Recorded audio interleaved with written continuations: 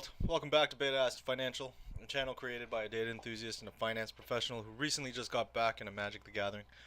Now in this video, I'm going to provide a brief summary of the price action I've seen over the past month across all 7 of the Masters Series sets that you see in front of you here. We've got a handful of cards within these sets that are really good candidates to discuss in further detail and kind of unpack and analyze a little bit closely.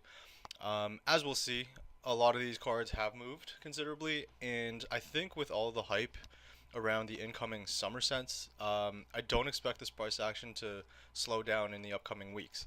Now, throughout this video, I'm going to share a few trade ideas that I essentially have hypothesized as a result of looking at the information in front of you here, by way of things that have moved considerably to the upside, as well as some selling or buying ideas based on what you're seeing in front of you here, on the basis that these cards have just gotten pummeled over last month.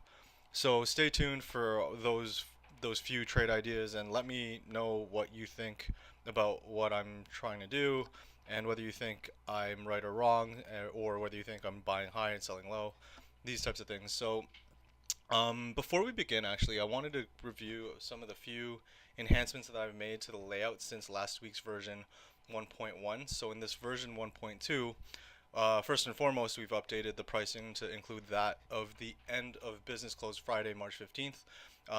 We're doing a month-over-month analysis, so March 15th to February 15th rather. And the other second major change I made was I replaced the real estate here on the left with a card search table, which gives me a rolling inventory of the cards that we have in scope of when we filter through the information. But also, it's sorted by default in terms of order of magnitude by way of month-over-month change, dollar change. So you'll get to see right off the bat the cards at the top that have moved the most over that time frame. And I reserve the ability to change that setting to show me the cards that have moved most to the downside. So the value of these added functionality will come clearer as we sift through the information for this week, or this month rather. Now, let me know what you think about the layout and whether it still needs a little bit more finessing.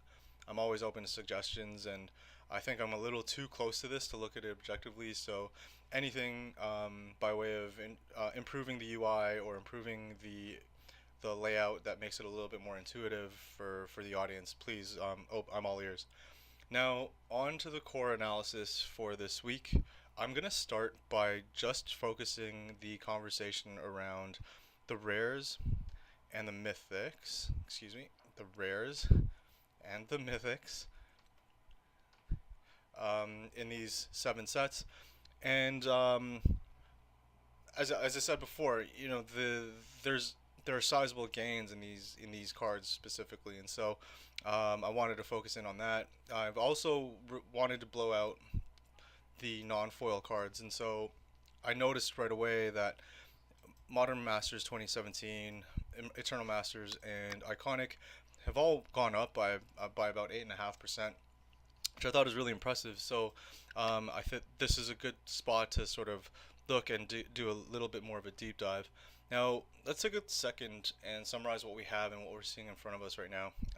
We've got 204 cards within MM3, EMA, and IMA in the rare and mythic slots that are worth in aggregate about 2.4k, and using prices of March 15th. That represents a $200 gain, or an 8.6% change from last month. Now, if I blow up the cards in these 3 sets that have moved by the highest order of magnitude, I get a sense right away that, well, I mean, the fetch lands obviously have gone up by quite a bit here, and we have one outlier result in Serum Powder in Iconic that has gone up by 400%. Now, if I kill this visual and just reconcile what we're seeing here with the card search table, you'll notice that the list is updated to reflect all of the cards in MM3, EMA, and IMA, and again sorted by highest order of magnitude by way of dollar change. So again, we'll see Misty Rainforest, Scalding Karn, and the cards that I had mentioned earlier sorted here by value. Now, what do we do with this information? And one of the things, or well, we can start talking about trade ideas. And my first trade idea actually stems from having noticed that the black cards in these three sets actually moved the highest as a proportion of cards. So, taking a look at my current inventory, I realized that I had a handful of Vampiric Tutors that I don't actually have a lot of utility for right now. And so, having looked at that a little bit more closely, I said to myself that maybe this would be a good opportunity to take Vampiric Tutors and cycle them out for things that I think have gotten cheaper, or that I think have gotten unnecessarily cheaper. And so, if I look at my scatter plot here, I can get a really quick perspective on which cards have gone down, and I was also surprised to see that Caracas has gone down by the order of magnitude that it had. And so the first trade idea is going to stem from that. And what I'll try to do is I'll try to take the Vampiric Tutors in my collection, as well as the Caracases, or I have a few Caracases, but I'd be looking to essentially broker a trade around these two cards. Let me just blow this up. Um, and right, so Vampiric Tutors have gone up by 50%, Caracases have gone down by 8. I'm of the opinion that Caracases are just slightly cheaper, and I don't have a need for Vampirics in my collection, so I'll cycle these out where I'm selling high and buying low, essentially. So let me know what you think, if that logic is sound. Yeah, I'd like to get your thoughts on whether you think this is going to be a good decision over the longer time frame. Now, the second trade idea it uses similar thought process, but I took a look at some of the blue cards and noticed some funny things happening here, and I'm gonna limit the discussion to that of the mythic cards in the set. So right away, again, I'd seen that Iconic Masters blue mythics skyrocketed, and if I look at the cards that are in scope of that, I start to see that things like Mana Drain and Jace have gone up, and Temporal Mastery and some of these other cards that kind of just hadn't moved at all. So like small to sort of break even kinds of things. And sorry, give me a sec. And so here I was thinking of potentially looking at cycling my Jaces out for some Snapcasters. Because again, similar to the logic that I employed with the Vampiric Tutor and Caracas trade, I just think that Jace, as good as a card it is, it's got so much momentum behind it that I'm happy to ride this out, take some value off the table, and swap it out for cards that I still think have a lot of utility and a lot of underlying demand for.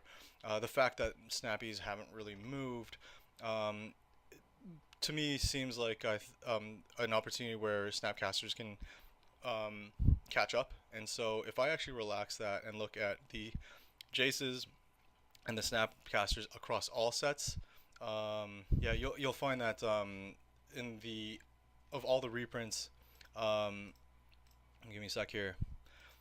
Yeah, as I said, of all the reprints, Modern Masters 2017 got cheaper.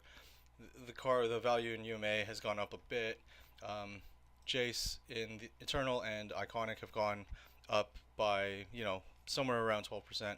So in a perfect world, if I wanted to buy high or buy low and sell highest, I'd be looking, assuming I had some cards in some of the Jaces in the EMA, I would look to offload some EMA for some Snapcasters in the Modern Masters 2017 set.